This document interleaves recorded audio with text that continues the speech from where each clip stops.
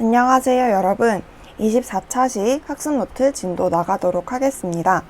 이번 시간에는 지난 시간에 공지했던 대로 선거제도의 유형과 관련된 기출문제를 풀어보도록 하겠습니다. 그 전에 일단 문제를 푸는데 도움이 되는 팁 같은 것을 가르쳐 주도록 할게요. 일단 선거 결과 분석이라 나와 있는 부분을 같이 풀어보도록 하겠습니다. 이 부분을 보면 갑국의 선거 결과 분석이 나와 있어요. 자료 1에는 갑국 의회 의원 선거 득표율이 나와 있습니다. 지금 보면은 지역구 의원 선거 득표율, 정당별 득표율이 나와 있고 비례대표 의원 선거 정당별 득표율이 나와 있는 걸 알 수가 있습니다.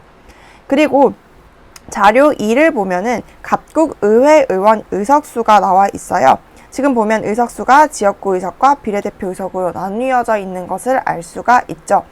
그래서 각 정당별로 지역구 의석 몇 석, 비례대표 의석 몇 석을 얻었는지가 나와 있습니다. 여기서 총 지역구 의석이 몇 석인지 한번 구해보도록 할게요. 지역구 의석은 총 이걸 다 더했을 때 몇 석이 나와요, 여러분? 네, 200석이 나오는 걸 알 수가 있습니다. 총합. 그리고 비례대표 의석은 총 몇 석이 있는지 보도록 할게요. 이걸 다 더했을 때 몇 석이 나오죠? 네, 100석이 나오는 것을 알 수가 있습니다. 이거 정리해 놓고 그러면 이제 자료를 다 파악을 했다고 할 수 있을까요? 아니에요, 여러분. 이 부분을 주목하셔야 됩니다. 실제 수능이나 모의고사 문제를 풀 때도 이 부분을 놓치면은 문제가 안 풀려요. 그래서 이 부분을 꼭 잘 봐둬야 됩니다. 이 부분 볼게요. 지금 첫 번째 그 당구장 표시를 보면은 갑국 의회 의원 선거의 지역구 수는 200개이라고 되어 있네요. 그래서 이 지역구 의원 선거에서 선거구가 총 200개인 것을 알 수가 있습니다. 그다음 두 번째 조항, 두 번째 당구장 표시를 보면은 비례대표 의원 선거에서 정당 득표율 5% 이하는 의석을 배분하지 않음이라고 되어 있네요. 그러니까 정당 투표를 했는데 그 결과 정당 득표율이 5%를 못 넘으면은 비례대표 의석 배분에 참여하지 못한다는 의미인데요. 지금 보면은 D당 같은 경우는 4%를 얻었어요. 5% 못 넘었죠. 4%를 얻으면 사실 전체 100석의 4%면 4석을 가져가야 되는 게 맞거든요. 근데 이 조항 때문에 D당은 0석을 가져가게 됩니다. 5%를 못 넘었기 때문에. 이런 상황이 발생할 수 있기 때문에 이 밑에 단서들을 잘 봐줘야 돼요. 밑에 단서를 안 봤으면은 여기에 4라고 적었었겠죠. 네, 이 단서의 중요성을 보여주는 거였고요. 두 번째 당구장 표시 같은 조건은 따로 부르는 명칭이 있습니다. 그 명칭을 알아보도록 할게요. 이런 조건을 뭐라고 부르냐? 바로 봉쇄조항이라고 부릅니다. 알겠죠, 여러분? 봉쇄조항을 두는 목적은 무엇이냐면 군소정당의 난립을 막기 위해서입니다. 이것이 목적이에요. 봉쇄조항이 없다면 아무리 적은 득표율을 얻은 정당이라도 모두 의회에 진출할 수가 있게 되겠죠. 정말 몇 표 안 얻어도 1%만 얻어도 1%만 득표를 해도 의회에 진출을 하게 됩니다. 그렇게 되다 보면은 굉장히 크기가 작은 정당들이 많은 작은 정당들이 의회에 진출을 하게 되겠죠. 그럼 어떤 문제가 생기냐? 그러니까 작은 정당들이 의회에 많이 진출하는 걸 군소정당의 난립이라고 하는데, 이러면 어떤 문제가 생기냐면은 일단 합의하기가 쉽지가 않아요. 작은 정당들 다 설득을 해야 되니까 합의하기가 쉽지가 않고 싸움도 많이 발생하게 됩니다. 그러면은 전국이 굉장히 불안정해지겠죠. 이런 상황을 막기 위해서 적어도 선거 결과 어느 정도 일정 수준 정도 득표한 정당만이 비례대표 의석 배분에 참여할 수 있도록 하는 것이 봉쇄조항입니다. 봉쇄조항에는 두 가지 방식으로 그 자격 제한을 둘 수가 있는데요. 첫 번째 조건은 정당 투표 결과. 우리가 보통 1인 2표제를 행사하잖아요. 그래서 지역구 의원 투표도 하고 정당 투표도 하는데 정당 투표 결과 일정 정도 이상의 득표율을 올렸거나 또는 지역구 의원 투표 결과 일정 수 이상의 당선자를 낸 정당. 이렇게 두 가지 조건을 보통 내요. 정당만이 비례대표 의석에 참여할 수 있도록 하는 게 일반적인 봉쇄 조항입니다. 우리나라는 어떻게 하고 있냐면은 정당 투표 결과 5% 이상을 득표를 했거나 또는 지역구 의원 투표 결과 지역구 의원을 3석 이상 배출했을 경우 비례대표 의석의 배분에 참여할 수 있도록 하고 있습니다. 그러니까 or이야, or. 둘 중에 하나만 충족시켜도 비례대표 의석 배분에 참여할 수가 있습니다. 이게 우리나라의 봉쇄 조항이에요. 어쨌든 봉쇄 조항이라는 것을 둠으로써 모든 정당이, 그러니까 그러니까 정당 투표 결과 득표를 한 모든 정당이 비례대표 의석 배분에 참여할 수는 없다는 것을 알 수가 있었습니다. 네, 봉쇄 조항 정리해 주세요. 그럼 이제 밑에 문제를 풀어보도록 하겠습니다. 1번 문제는 각국이 채택한 지역구 의원 선거구제와 대표 결정 방식을 묻는 문제네요. 네, 이런 식으로 선거구제, 무슨 선거구제를 택했냐, 무슨 대표 결정 방식을 택했냐 라고 물어보는 문제가 나타날 수 있어요. 네, 이럴 때 이걸 알아내는 꿀팁을 알려주도록 하겠습니다. 자, 밑에 꿀팁, 대방출 부분 봐주세요. 뭐랑 뭐를 비교하면 쉽냐면은 바로 지역구 수와 의석수를 비교하면은 쉽게 알아낼 수가 있습니다. 자, 만약에 지역구 수와 의석수가 같다고 해볼게요. 그러니까 지역구 수가 총 100개고 지역구 의석수가 총 100개라고 해봅시다. 이 말은 무슨 말이냐면은 한 지역구당 한 명의 의원을 뽑았다는 말입니다. 자, 여러분, 한 선거구에 한 명의 대표만 뽑는 것은 무슨 선거구제라고 했었죠? 소선거구제라고 했죠. 그러니까 이런 식으로 지역구 수와 의석수가 같을 경우에는 소선거구제를 택했구나 라고 생각하면 됩니다. 자, 그 다음에 지역구 수랑 의석수를 비교해 봤는데 지역구 수가 의석수보다 작을 경우에는 뭐냐? 자, 예를 들어서 지역구 수가 100개, 의석수가 200개라고 해봅시다. 자, 이 말은 무슨 말이냐면은 한 선거구당 2명의 대표를 뽑았다는 것을 의미하는 거죠. 여러분, 한 선거구당 2명 이상을 뽑았을 경우에는 무슨 선거구제를 택한다고 했죠? 중대선거구제를 택하는 것이라고 했었죠.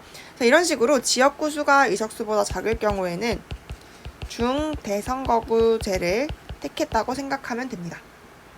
이렇게만 비교하면 굉장히 쉬워져 버리는 거죠. 자, 그러면 이걸 바탕으로 각국이 채택한 지역구 의원의 선거구제를 알아보도록 할게요. 여러분, 각국에서는 지역구 수가 총 몇 개라고 했었죠? 여기 단서에 나와 있었죠? 200개라고 했고요. 지역구 의석수는 우리가 직접 구했었죠? 200개라고 했습니다. 보면은 지역구 수와 의석수가 같다는 걸 알 수가 있습니다. 이런 경우에는 무슨 선거구제라고 했었죠? 소선거구제라고 했었죠? 각국은 소선거구제를 택했다라고 할 수가 있는 겁니다. 그리고 이제 대표 결정 방식을 알아봐야 되는데 소선거구제나 중대선거구제 같은 경우에는 다수대표제랑 밀접한 관련이 있다고 했죠. 이게 절대다수 대표제인지 상대다수 대표제인지는 여기에 잘 안 나와 있기 때문에 모르겠지만 어쨌든 소선거구제를 택했기 때문에 다수 대표제를 택했다고 할 수가 있습니다. 네, 그럼 이제 2번 문제 풀어보도록 할게요. 여기서는 이제 득표율과 의석률을 구하는 문제이네요. 득표율은 쉬워. 왜냐면 여기에 자료 1에 득표율이 그대로 나와 있거든요. 그래서 그대로 옮겨주면 됩니다. 제가 옮겨볼게요. 여러분도 옮겨보세요.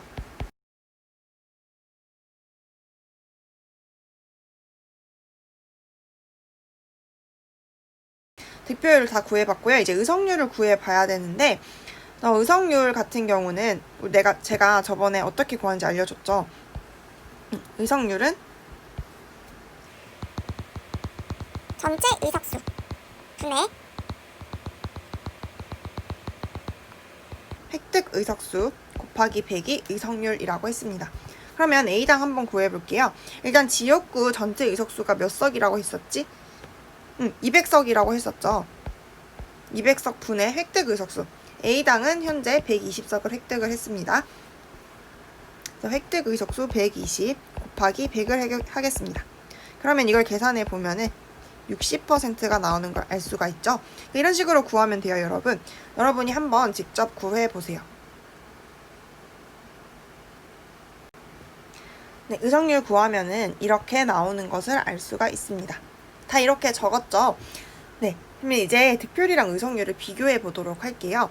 지역구 의원 선거 결과를 봤을 때 득표율이랑 의석률 차이가 꽤 많이 나는 걸 알 수가 있습니다. 그리고 그거에 비해서 비례대표 의원 선거 결과를 보면은 득표율과 의석률이 크게 차이가 안 나는 것을 알 수가 있죠. 이 말은 무슨 말이냐면은 비례대표 의원 선거가 지역구 의원 선거에 비해서 사표가 훨씬 적게 발생한다는 것을 의미하기도 하고요. 그것은 또 다시 무슨 말이냐면은 유권자의 의사가 의석률에 거의 그대로 반영된다는 것을 의미하기도 합니다. 그래서 요약을 한번 해볼게요. 여러분도 적어주세요. 지역구 의원 선거 결과보다 비례대표 의원 선거에서 국민의 의사가 더 정확히 반영된다는 것을 알 수 있습니다. 네, 이게 2번 문제의 결론이었고요. 끝난 게 아닙니다, 여러분. 이제 또 뭘 할 거냐면은 시험 문제에 자주 나오는 용어가 과대대표와 과소대표예요. 그래서 지금 선거 결과를 봤을 때 각 정당이 과대대표 되었는지 과소대표 되었는지를 파악하고 본격적으로 기출문제를 풀어보도록 할게요. 자, 과대대표는 그 득표율이랑 의석률 중에 뭐가 더 클 때 과대대표 되었다고 했었지? 득표율에 비해서 의석을 많이 얻었을 때, 의석률이 높을 때 과대대표 되었다고 합니다. 자, 그리고 득표율에 비해서 의석수가 적을 때, 의석률이 낮을 때 과소대표 되었다고 했습니다. 이걸 구할 수 있어야 된다고 했어요. 그럼 지금부터 지역구 의원 선거 결과를 보고 각 정당이 과대대표 되었는지 과소대표 되었는지 알아보도록 하겠습니다. 자, A당 먼저 보도록 할게요. A당은 정당 득표율은 48%인 반면에 의석률은 60%를 얻었습니다. 득표율보다 의석률이 더 크다는 것을 알 수가 있는데요. 이건 과대대표예요? 과소대표예요? 네, 과대대표 됐다는 걸 알 수 있죠. 48%밖에 전체 득표를 하지 못했는데 의석률은 60%나 가져갔어. 그러니까 유권자의 의사가 너무 과하게 대표됐다고 할 수가 있는 거겠죠. B, C, D당도 여러분이 한번 직접 구해보세요.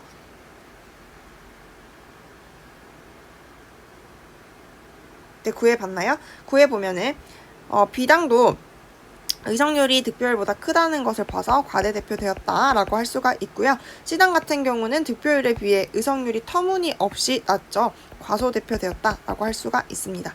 그 다음에 D당 같은 경우도 득표율에 비해서 의석률이 낮죠. D당 역시 과소대표 되었다라고 할 수가 있습니다. 네, 여기까지 과대대표와 과소대표에 대해서 정리해 봤어요.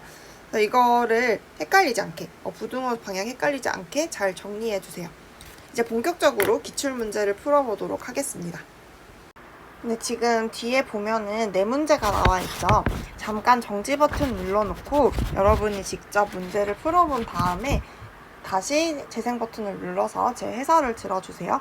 앞에 두 문제는 고2 모의고사 문제고 뒤에 두 문제는 수능 기출 문제입니다. 잠깐 정지 버튼 누르고 문제 풀어주세요. 자, 풀어보았나요? 그러면 지금부터 해설을 하도록 하겠습니다.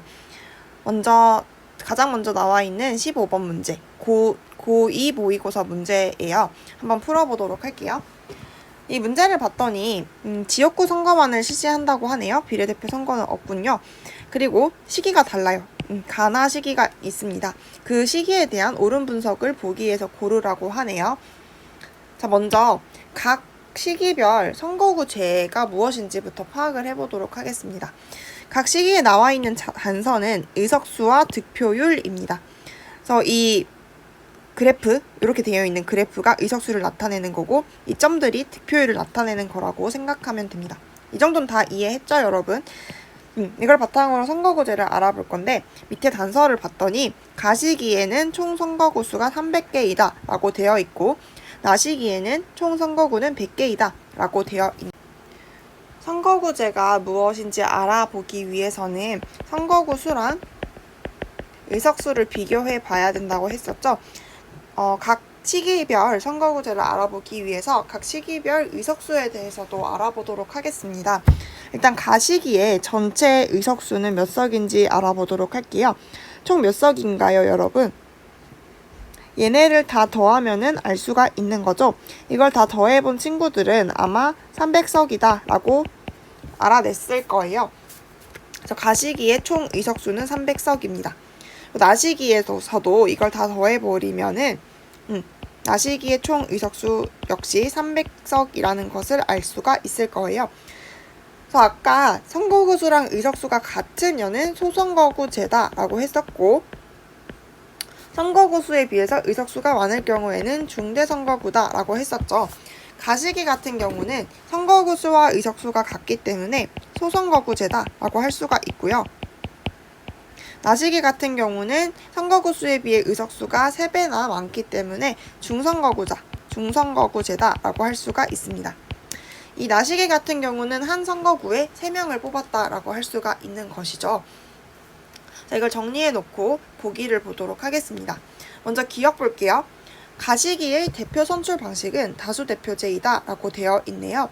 아까 소선거구제라고 하면은 무조건 다수대표제를 택하는 것이다 라고 했었죠.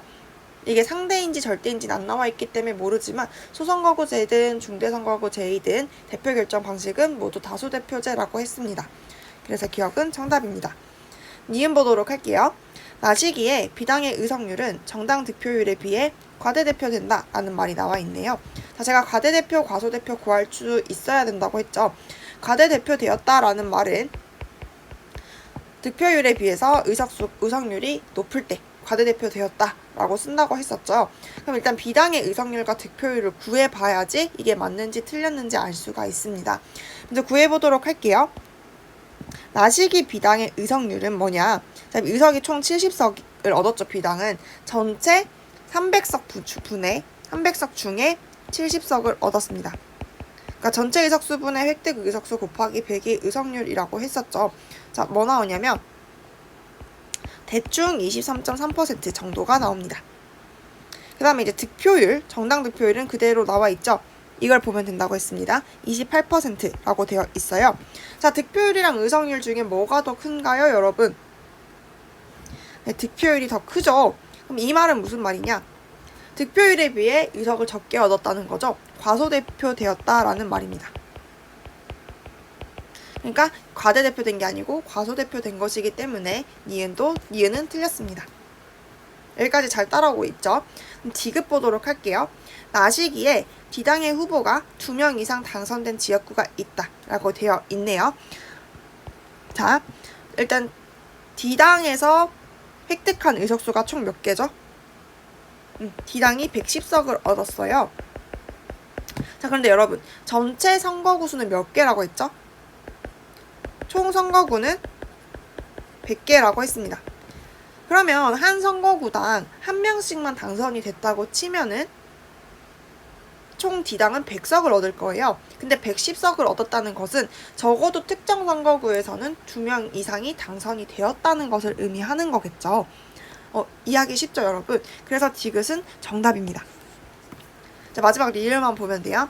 리을, 가시기에 비해 나시기에 C당의 정당 득표율에 대한 의석률의 왜곡 정도가 개선되었다라고 되어 있네요. 그러면 이걸 알기 위해서는 가시기와 나시기 각각 C당의 득표율과 의석률을 구해 주어야겠네요. 일단 가시기부터 구해보도록 하겠습니다. 가시기 득표율은 C당 득표율은 38%다라고 나와 있네요. 그리고 의석률은 전체 300석 중에 90석을 얻은 거잖아요. 300석 분의 90 곱하기 100을 하면은 30%다 라고 구할 수가 있겠죠, 여러분. 자, 그 다음 나시기 구해볼게요. 나시기 득표율은 20%로 나와 있고요. 의석률도 또 구해봐야겠죠. 전체 300석 분의 60석을 얻었죠. 60석 곱하기 100을 하면은 20%라는 것을 알 수가 있습니다. 자, 봤더니 나시기는 득표율과 의석률이 같네요. 반면에 가시기는 득표율과 의석률의 차이가 나타나고 있죠. 그럼 이 말은 가시기에 비해 나시기에 C당의 정당 득표율에 대한 의석률의 왜곡 정도가 개선되었다고 말할 수가 있겠죠. 네, 그래서 리을도 정답입니다. 그래서 정답은 기역, 디귿, 리을 총 4번이 되겠습니다. 네, 여러분 풀만하죠? 네, 풀만하다고 생각합니다. 근데 이제 다음 문제 보도록 할게요. 두 번째 문제 보도록 하겠습니다. 두 번째 문제 역시 가시기와 나시기로 나누어져 있는데 문제 자체에선 가시기만 묻고 있으니까 오늘 나시기는 보지 않도록 하겠습니다. 가시기 보도록 할게요. 선거 결과와 선거 후보 자료가 나와 있는데 선거 결과를 보면은 지금 이걸 어떻게 해석하면 되냐면 각 선거구마다 갑을병정이라는 선거구 4개가 있고 각 선거구마다 각 정당이 득표한 표수가 나타나 있다고 생각해 주면 됩니다. 그리고 밑에 단서를 좀 봐야 되는데 정당은 A에서 D당만 존재하고 있다고 되어 있고요. 전체 투표율은 100%고 각 정당은 선거구별로 한 명의 후보자를 공천한다고 되어 있습니다. 무소속도 없고요. 그럼 이거는 무슨 말이냐면은 이걸 다 더하면은 갑국의 총 유권자 수를 구할 수 있다는 걸 의미합니다. 모두 투표에 참여했고 무소속도 없고 모든 정당이 다 나와 있으니까 이걸 다 더해주면은 각 선거구별 유권자 수를 다 구할 수 있다는 것이죠. 한번 구해보도록 할게요. 갑구는 총 몇 명의 유권자가 있냐면 이걸 다 더했을 때 13만 명의 유권자가 있다는 것을 알 수가 있고요. 을구는 총 몇 명이냐면 11만 명이 있다는 걸 알 수가 있고 병도 역시 11만, 정도 14만 명의 유권자가 있다는 것을 알 수 있습니다. 지금 세로로 쭉 다 더한 겁니다. 총 유권자 수를 구할 수가 있게 되었습니다. 그 다음에 이제 선거구 자료를 보도록 할게요. 괄호 안의 숫자는 각 선거구에서 선출되는 의원수라고 되어 있네요. 그리고 전체 선거구는 지금 4개가 있다는 걸 알 수가 있고요. 총 의석수는 4석이라고 되어 있습니다. 그리고 지금 각 선거구를 봤을 때 괄호 안에 한 명이 적혀 있죠. 이 말은 한 선거구에서 한 명의 대표가 뽑힌다는 것을 의미하는 거고요. 이 말은 즉슨 가시기에는 소선거구제를 택하고 있다는 것을 의미한다고 할 수 있습니다. 그리고 문제를 보기 전에 각 선거구에서 어떤 정당이 뽑혔는지 정리해 보도록 할게요. 일단 갑구에서는 누가 가장 많은 표를 얻었나요? A당이 가장 많은 표를 얻었죠. 한 선거구당 한 명의 대표만 뽑으니까 가장 많은 표를 얻은 정당이 의석수를 획득할 것입니다. 그럼 갑구에서는 A당이 가장 많은 표를 얻었으니까 A당에서 한 석을 가져가겠죠. 자, 을구에서는 어느 정당이 가장 많은 표를 얻었죠? B당이 4만 표로 가장 많은 표를 얻었고요. 병정은 각각 또 A당이 의석수를 획득한 것을 알 수 있습니다. 이 결과 총 4석 중에 A당이 3석을 가져갔고 B당이 1석, C당이 0석, D당이 0석을 가져간 것을 알 수가 있습니다. 자, 이렇게 정리를 해놓고 밑에 보기를 보도록 할게요. 1번 보기 봐주세요. 과반수 득표로 당선된 후보자가 있다라고 되어 있는데요. 과반수 득표가 되려면은 갑구에서는 6.5만 초과가 돼야 되고 을구에서는 5.5만 표 초과를 얻어야 되고요. 병구에서도 역시 5.5만 표 이상을 얻어야 되고 정구에서도 역시 7만 표 초과분을 얻어야지 과반수 득표로 당선됐다고 할 수 있습니다. 하지만 당선자들을 보면 각각 5만, 4만, 4만, 5만으로 과반수 득표를 하지 못했죠. 없습니다. 1번 틀렸고요. 자, 2번 볼게요. 갑구에서 사표가 가장 많이 발생하였다라고 되어 있는데 여기 사표 개념이 나왔네요. 사표는 지난 시간에 당선자 결정에 기여하지 못한 표라고 했습니다. 그러니까 제가 동그라미, 빨간색으로 동그라미 해놓은 5만, 4만, 4만, 5만을 제외한 표는 다 사표라고 할 수가 있는데요. 갑구에서는 사표가 총 몇 표가 나왔냐면은 13만에서 5만을 빼면 되죠. 8만 표가 나왔고, 네. 그리고 을구에서는 11만에서 4만을 뺀 7만 표가 사표가 나왔고요. 병구 역시 7만 표가 나왔고, 정구는 9만 표가 나왔습니다. 14만에서 5만을 빼면 되죠. 자, 어느 선거구에서 가장 사표가 많이 발생을 했죠? 네, 정선거구에서 가장 많은 사표가 발생했죠. 9만 표로 가장 많았습니다. 그래서 2번도 틀렸습니다. 3번 보도록 할게요. 유권자 한 표의 가치는 정선거구에서 가장 크다라고 되어 있는데요. 한 표의 가치, 유권자 한 표의 가치는 한 거구별로 유권자 수가 적을수록 커집니다. 자, 을 볼게요. 을은 총 유권자가 11만이었고요. 정은 총 유권자가 14만이었습니다. 그러면 을은 선거에 기여하는 유권자 한 표의 가치는 11만 분의 1이 되는 겁니다. 그렇죠? 전체를 1이라고 봤을 때 그걸 11만으로 나눈 거죠. 반면 정은 선거에 기여하는 유권자 한 표의 가치는 14만 분의 1이 됩니다. 자, 그럼 이 11만 분의 1이랑 14만 분의 1 중에 누가 더 큰가요? 을이 더 크죠. 그쵸? 자, 정선거구에서 오히려 가장 유권자 한 표가 갖는 가치가 작은 거라고 할 수가 있습니다. 정선거구에서 제일 큰 게 아니고 을과 병선거구에서 제일 크다고 할 수가 있겠죠. 3번도 틀렸습니다. 그럼 4번 볼게요. B당에 비해 A당 후보에게 투표한 유권자들의 의사는 과대대표되었다라고 되어 있네요. 그러면 여기 또 과대대표란 말 나왔죠. 이 과대대표인지 과소대표인지 알기 위해서는 득표율과 의석률을 구해야 된다고 했습니다. 그러면 A당이랑 B당의 득표율과 의석률을 구해보도록 할게요. 자, A당 득표율 같은 경우는 이 전체, 그러니까 득표율 구하는 방법은 전체 득표수 분의 각 정당이 획득한 득표수 곱하기 100이라고 했죠. 전체 득표수는 이 13만, 11만, 11만, 14만을 다 더한 거예요. 이걸 다 더하면은 뭐가 나오냐? 아마 49만이 나올 겁니다. 이 A당은 49만 분의 총 몇 표를 얻었죠? 네, 이걸 다 더하면 되겠죠? 전국에서 몇 표를 얻었는지 구하는 거예요. 이걸 다 더하면 몇 석이 나오냐면은 17만이 나옵니다. 이걸 곱하기 100 하면 돼요. 시간을 아끼기 위해서 제가 미리 구해봤는데요.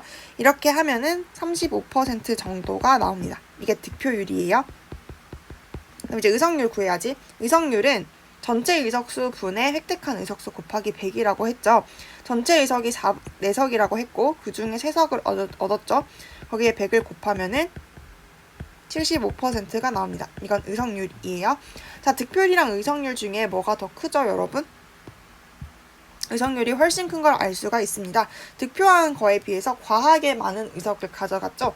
A당은 과대대표 되었습니다. 그럼 이제 B당도 구해볼게요. B당은 49만, 전체 49만 표 중에 이걸 다 더하면 되죠.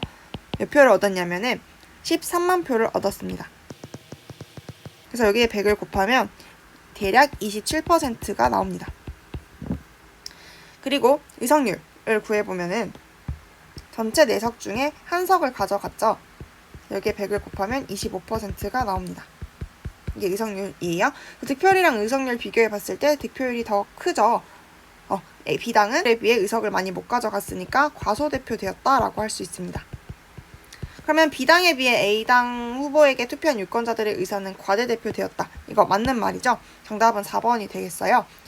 근데 이거 처음 하는 거라서 제가 일일이 계산했지 사실 이게 딱 표만 보고도 알 수가 있어야 되는 게 A당이 일단 의석률은 쉽게 구할 수 있잖아요. 4분의 3이니까 75%다 라고 쉽게 구할 수 있는데 전체 그 49만 표 중에 얘가 75%를 얻은 것 같진 않죠. 왜냐면은 과반수 득표를 하지 못했으니까 50%도 못 넘었어요. 그러니까 딱 봤을 때 A당이 B당보다 훨씬 과대대표 된 게 맞는 것 같아요.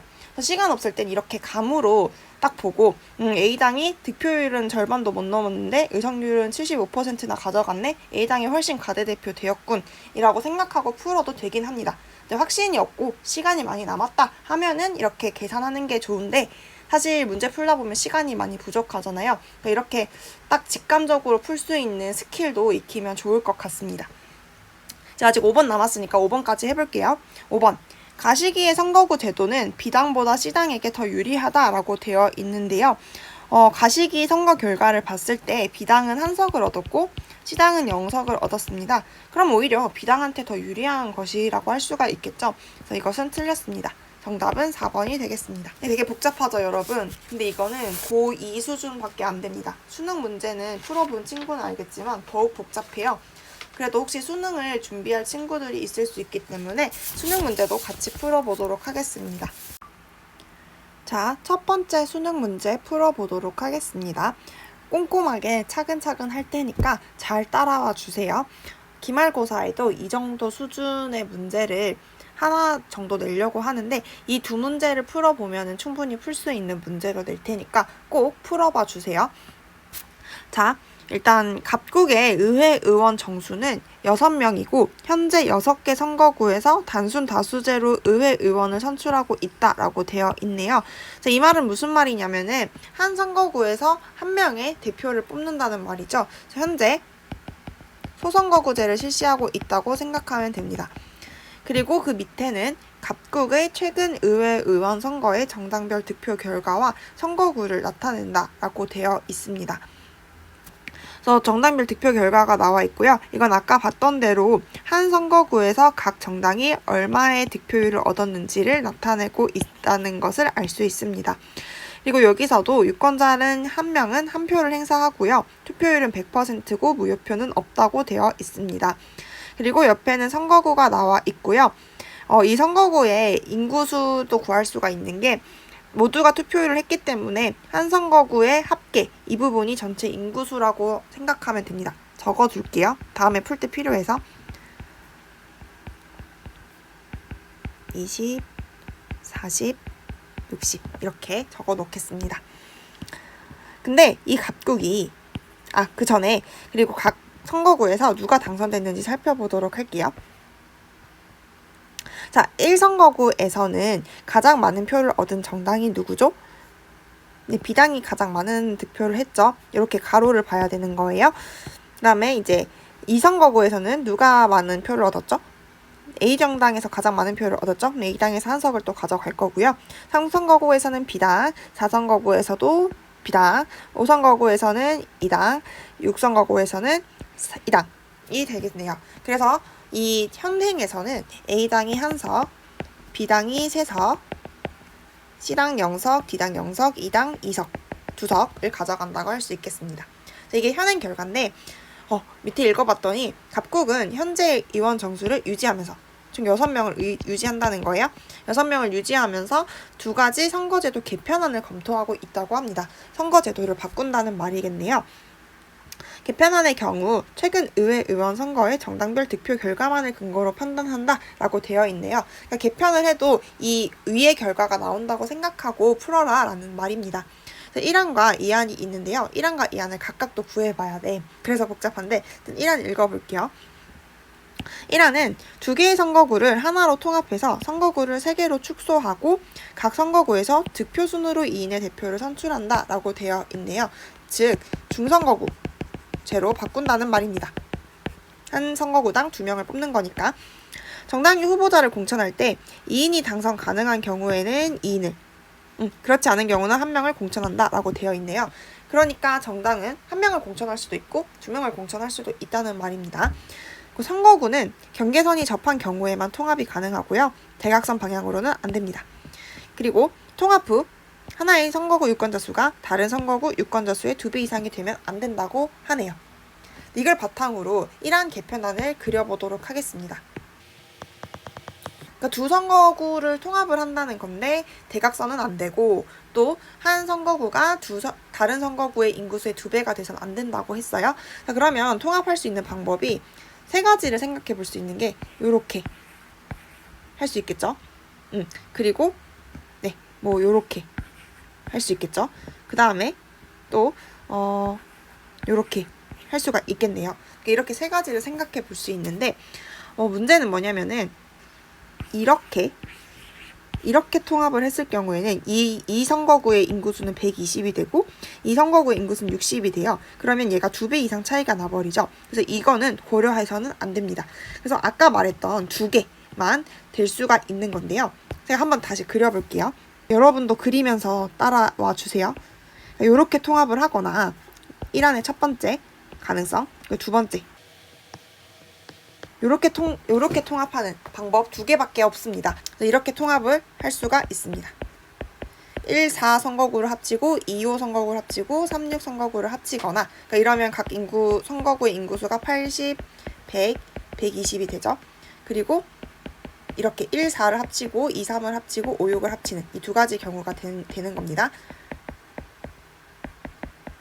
여러분 알겠죠? 자, 이걸 바탕으로 선거 결과도 예상을 해봐야 돼요.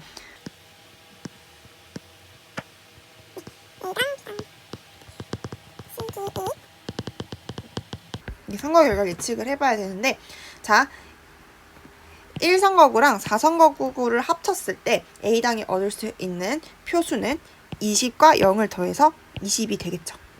그리고 1선거구와 4선거구를 합쳤을 때 B당이 얻을 수 있는 득표는 40 더하기 15 해서 50 5가 되겠죠. 이런 식으로 다 더해 봐야 되거든요. 여러분 한번 구해 보세요. 네. 구해 봤나요? 제가 직접 다 적어 볼게요. 시간 진짜 오래 걸리겠죠. 근데 이걸 정리를 안 해놓으면 문제를 못 풀어요. 자, 그 다음에 이 두 번째 케이스, 이것도 똑같이 적어 볼게요.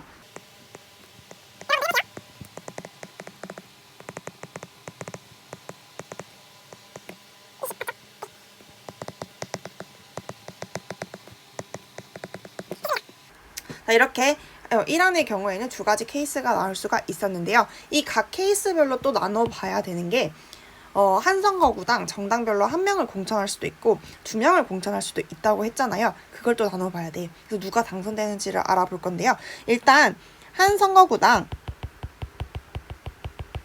한 명을 공천하는 경우 누가 당선되는지 알아보도록 하겠습니다. 그러면 정당별로 한 명만 내세우는 거니까 그냥 득표수가 많은 정당이 하나씩 가져간다고 생각하면 돼요. 2등까지. 자, 그러면 1, 4 선거구를 통합한 부분에서는 누구랑 누가 2등까지가 어느 정당이죠? B당이 1등, A당이 2등이니까 A당 한석, B당 한석을 가져가겠죠? 그 다음에 2, 5 선거구 같은 경우에는 2등까지가 무슨 정당이죠? A당 한석, 2당 한석이 되겠습니다.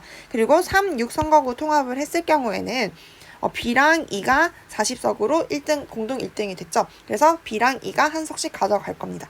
그래서 A당 총 2석, B당 2석, C당 0석, D당 0석, E당 2석을 가져가겠죠. 그쵸? 자, 두 번째 케이스도 볼게요. 1, 4 선거구 통합했을 때나 첫 번째 케이스랑 똑같겠죠. A랑 B가 당선이 될 거고 2, 3 선거구에서는 1등 B당, 2등 A당으로서 A당, B당이 각각 한 석씩 가져갈 겁니다. 그리고 5, 6 선거구에서의 경우에는 2당이 1등, A당이 2등이니까 A당, 2당이 각각 한 석씩 가져갈 거예요. 그래서 A당 3석, B당 2석, C당 0석, D당 0석, E당 1석을 가져가게 될 예정입니다. 자, 그런데 한 선거구에 2명 이상이 당선될 가능성이 있으면 2명까지 공천할 수 있다고 했죠. 그 경우도 살펴보도록 할게요. 2명이 당선될 수 있는 가능성이 있다는 거는 어떤 경우냐면은 이 첫 번째 케이스에 B당의 1, 4 선거구에 55표를 얻은 걸 볼게요. 만약에 B당이 2명을 공천했다고 칩시다. 2명을 공천했으면 그 2명이 B당이 받을 만한 투표를 둘로 나눠서 가져갔겠죠. 55를 2로 나누면 몇이에요? 27.5인 거 알겠죠? 그러니까 2명이 27.5표씩 가져간다고 생각하면은 그래도 둘 다 당선이 돼. 왜냐면은 2등인 20표보다 많으니까. 이런 경우에는 B당 입장에서는 2명을 공천해서 2명 다 당선시키는 걸 노려볼 수도 있겠죠. 이런 경우에 B당은 2명을 공천할 수도 있습니다. 1, 4 선거구를 통합을 했을 때 B당이 2명을 냈다고 해봅시다. 2명이 냈어. 2명이 내면은 아마 B당이 둘 다 당선이 될 겁니다. 두 개로 나눠 가져도 2등인 A당보다 득표수가 많으니까. 그치? 그럼 B당이 2개를 가져갈 거고요. A당은 못 가져갈 겁니다. 자, 그 다음에 2, 5 선거구 보도록 할게요. 1등인 A당이 35표를 얻었어. 근데 이걸 2로 나누면 17.5가 되거든요. 근데 17.5씩 나눠 가져버리면 그러니까 이 당한테 어차피 한 명은 질 거야. 그치? 그러니까 둘 다 당선되기는 힘들 겁니다. 이 당이 1등하고 A당이 2등을 해서 A당, 2당 하나씩 가져가겠죠. 이런 경우에는 A당이 굳이 2명을 공천할 필요가 없어요. 한 명 공천할 때마다 돈이 많이 들거든. 그래서 A당, 2당 이렇게 한 표씩 가져가겠죠. 한 석씩. 그 다음에 3, 6 선거구 통합 부분 보도록 할게요. B당이랑 2당이 1등인데 이거를 2로 나누면 20석이 되죠. 20석으로 쪼개지면 표가 A당이 당선이 될 가능성이 있겠죠. 그럼 이 B당이랑 2당 같은 경우는 2명을 공천하면 불리해집니다. 한 명만 공천을 하겠죠.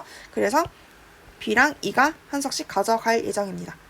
그러면 2명을 공천했을 경우 B당이 1, 4 선거구에서 2명을 공천했을 경우에 선거 결과가 달라지죠. A당은 한 석밖에 못 가져가고요. B당은 1, 4 선거구에서 2명 가져가고 3, 6 선거구에서 1명 가져가서 총 3석을 가져갈 겁니다.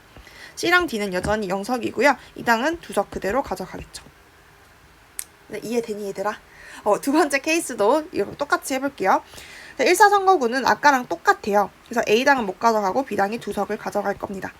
그리고 2, 3 선거구에서 같은 경우는 B당이 1등인데 1등인 B당에서 2명을 공천해버리면 25표로 나눠질 거예요. 그러면 C당이랑 막상막하가 돼서 떨어질 수가 있겠죠.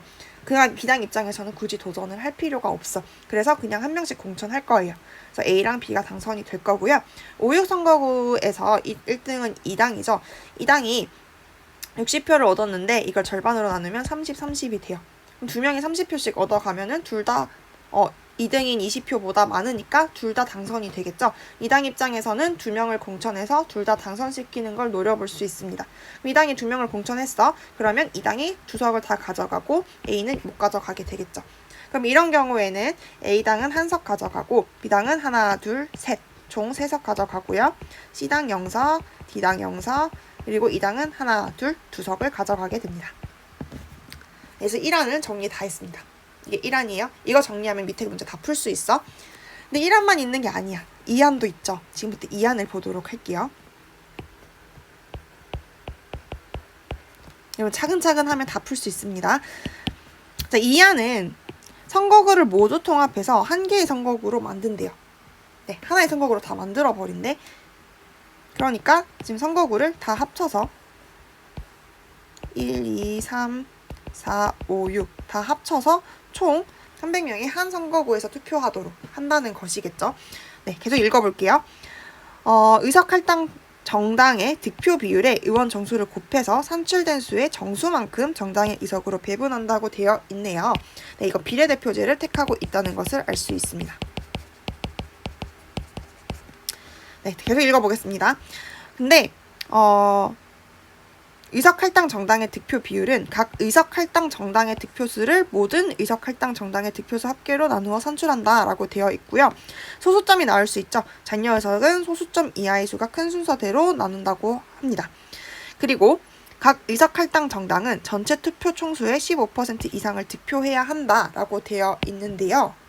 의석 할당 정당이 되려면 전체 투표 총수 300석의 15% 이상, 45석 이상을 얻어야지 의석 할당 정당이 된다고 하네요. 봉쇄 조항이 나타났다는 것을 알 수 있습니다. 이게 봉쇄 조항이죠.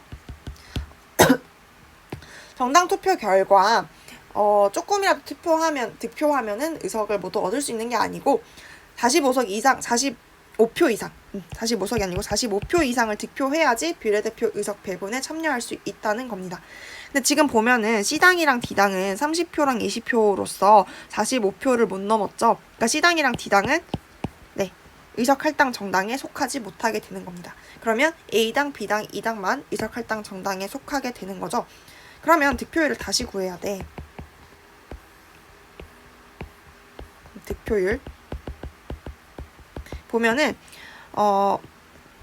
득표 비율은 의석 할당 정당의 득표수를 모든 의석 할당 정당의 득표수 합계로 나누어 산출한대요. 모든 의석 할당 정당의 득표수 합계는 80, 110, 60을 더한 값이 되겠죠. 250석이 되는 겁니다.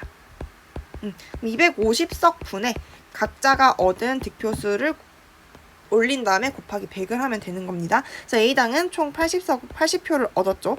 거기에 100을 곱하면은 총 뭐가 나오냐면은 32%가 나옵니다. 그리고 B당은 250분의 110 곱하기 100을 해버리면은 44%가 나옵니다.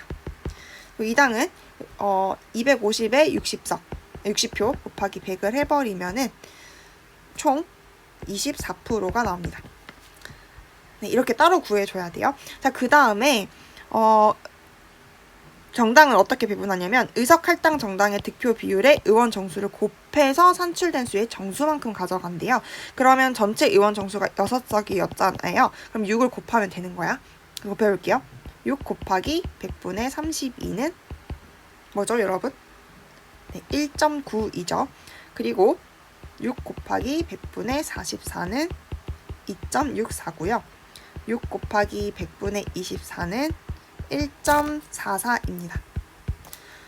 자, 이걸 잘 읽어보면은 네, 정수만큼 정당의 의석으로 배분을 한대요. 그러니까 A 일단 한 석, B 2석, E 한 석을 가져가게 됩니다. 그러면 총 4석이 배분이 됐고 남은 건 2석이 남았는데 이 남은 거 같은 경우는 잔여 의석은 소수점 이하의 수가 큰 순서대로 한 석씩 배분한다고 되어 있어요. 소수점이 제일 큰 거는 A당이죠. 9니까 A당이 가져가고 그 다음 한 석이 더 남으니까 그 다음 소수점이 큰 B당이 한 석을 더 가져가겠네요. 그러면 플러스 1, 플러스 1이 됩니다. 그러면 전체적으로 A는 2석, B는 3석, D는 E는 한 석을 가져가게 되는 거죠. 자, 이렇게 다 구했어. 1안, 2안 다 구했습니다. 이걸 바탕으로 보기를 보면 돼요. 아, 진짜 고생 많았습니다. 자, 1번 볼게요.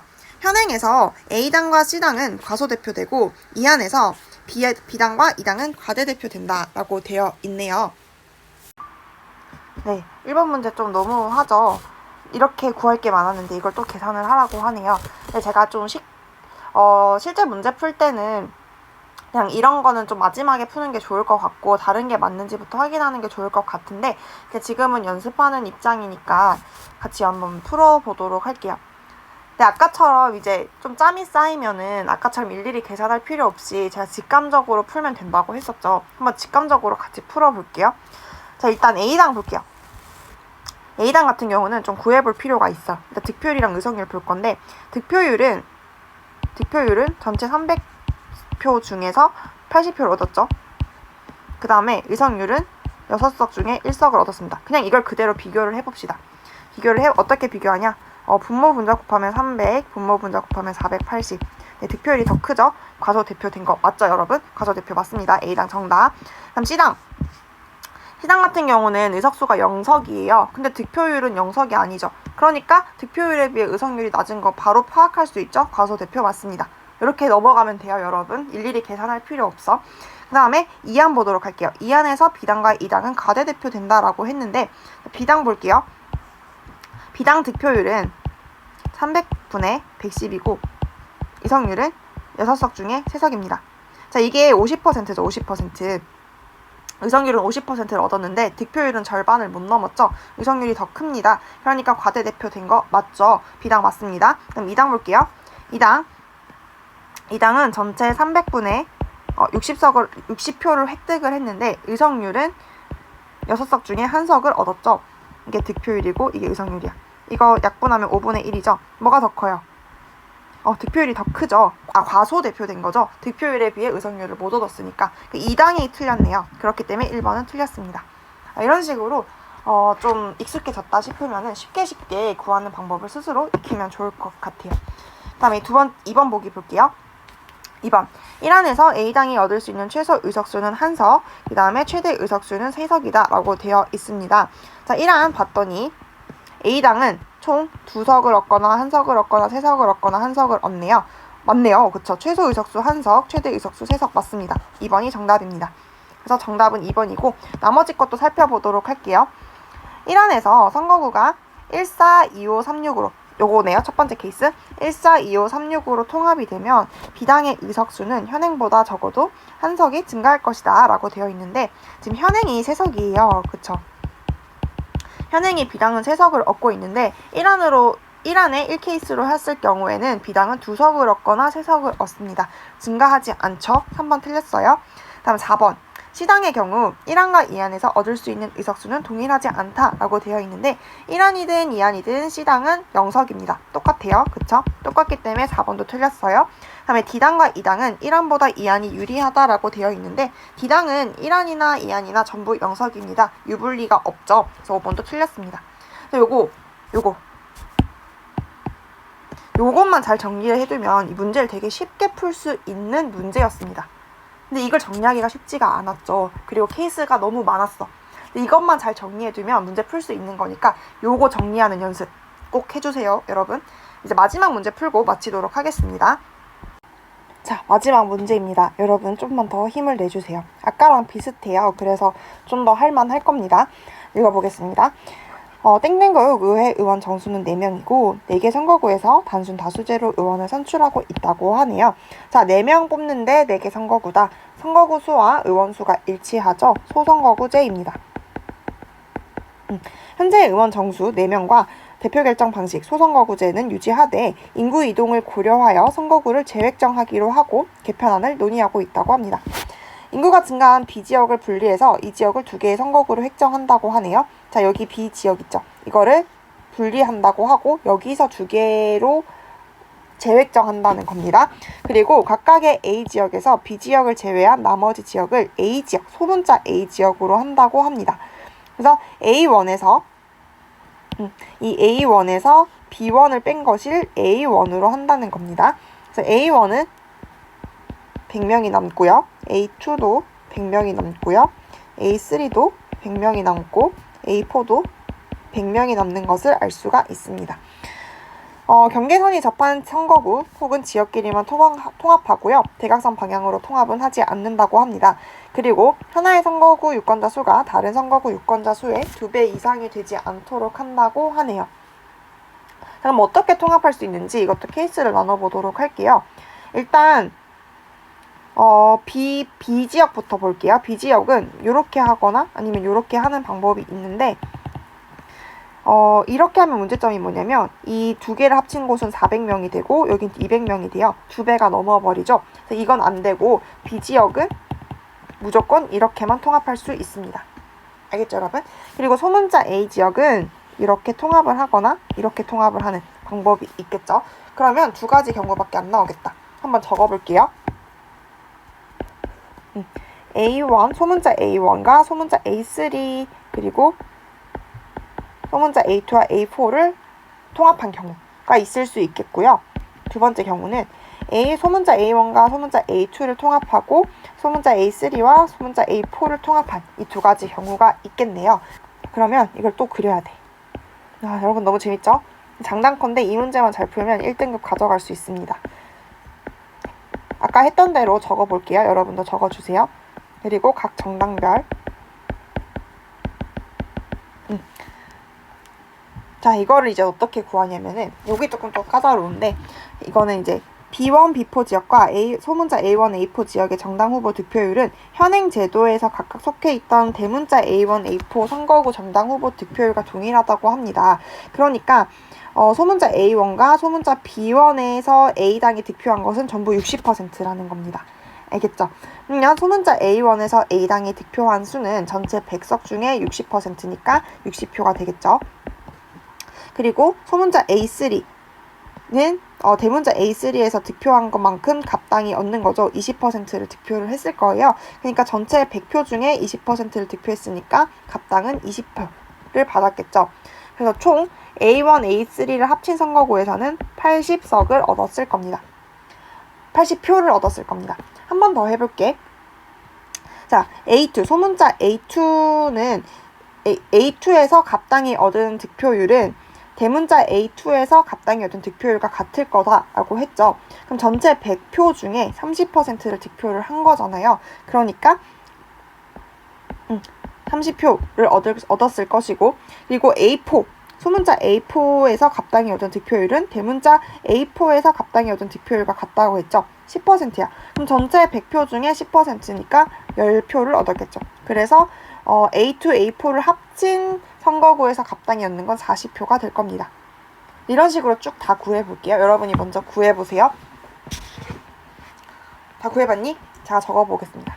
140, 70, 90, 100, 120, 150, 30, 60, 40, 80 이렇게 될 거예요. 그리고 밑에 것도 똑같이 구해주면 돼요. 그리고 이거는 위에 거랑 똑같겠죠? 그랬습니다. 그리고 이제 누가 당선됐는지 보도록 할게요. 먼저 현행에서 누가 당선됐는지 보겠습니다. A1 선거구에서는 갑당이 제일 많이 표를 얻었기 때문에 갑당이 당선이 됐을 거고 A2에서는 을이 당선이 됐을 거고 A3에서도 을이 당선됐을 거고 A4에서도 을이 당선이 됐을 겁니다. 그래서 갑당 1석, 을당 3석, 병당 0석을 얻었겠죠.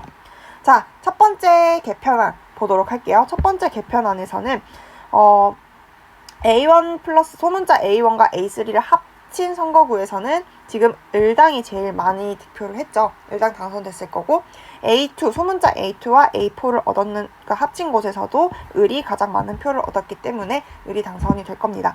그리고 대문자 B1과 B3를 합친 경우에서는 갑이 제일 많은 표를 얻었기 때문에 갑이 당선이 될 거고요. 대문자 B2와 B4를 합친 곳에서는 을이 가장 많은 표를 얻었기 때문에 을이 당선이 될 겁니다.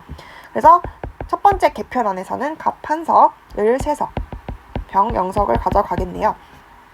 두 번째 개편안 볼게요. 두 번째 개편안에서는 소문자 A1과 A3를 합친 곳에서는 A2네요. 여러분 죄송합니다. 제가 잘못 적었어요.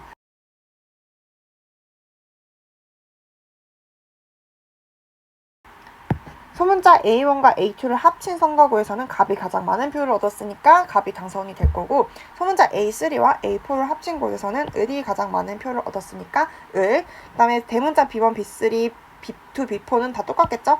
이렇게 될 겁니다. 그래서 두 번째 개편안에서는 갑당이 2석, 을당이 2석, 병당이 0석을 가져갈 거예요. 이렇게 해놓고 문제 보기 보도록 하겠습니다. 1번 보기.